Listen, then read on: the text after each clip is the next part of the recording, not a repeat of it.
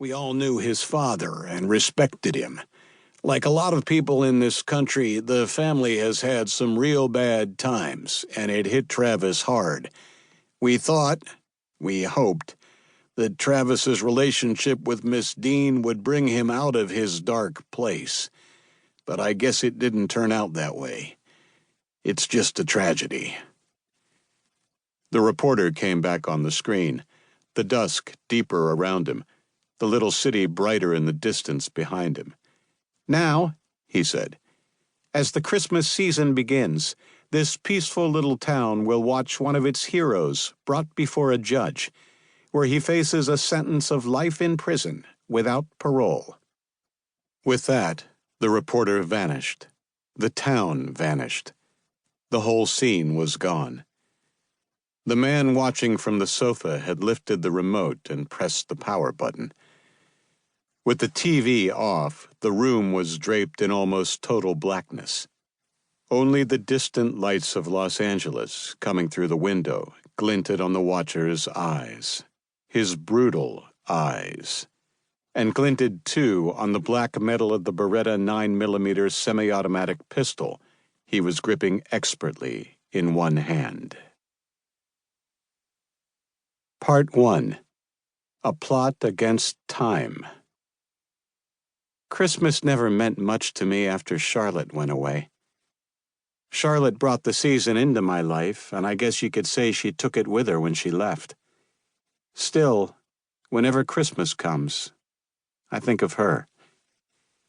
We met when we were both children, me 7, she 9 or so. I wasn't a very happy boy. A grim presence, my father once called me. And I suppose I was. Serious, silent, watchful, sad. Melancholy might be the word for it. My father worked in the financial sector, whatever that means. I never quite knew what he did for a living. I never had to learn. He inherited a fortune and he turned it into a bigger fortune. That's all I know. As for my mother, she dabbled in things. Little arts and crafts projects that she would occasionally try to turn into a business. We had a townhouse in the city and a mansion out by the water. I had private tutors and flew on private jets and had private birthday parties in toy stores and theme parks rented out for the purpose. A poor little rich boy. That's what I was. Truly, what I remember most about it is the loneliness. Those birthday parties. Children would come. "Your friends," my mother would call them. But I never knew who any of them were.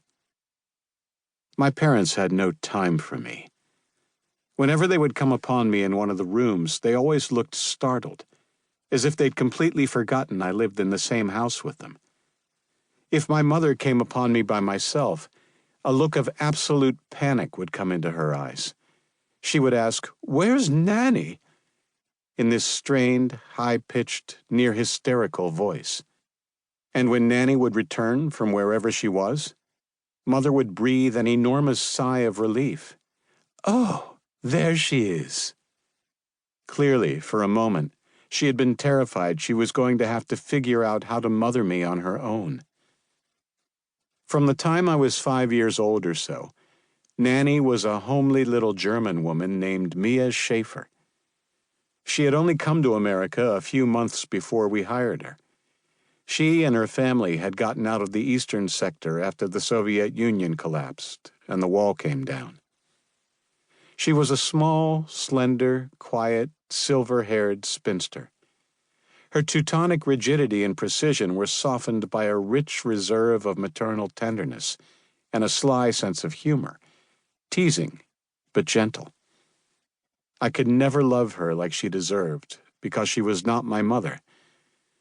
I was holding my love back, you see, in the hopes my mother would come around and realize, on second thought, she really did want to tend to me after all.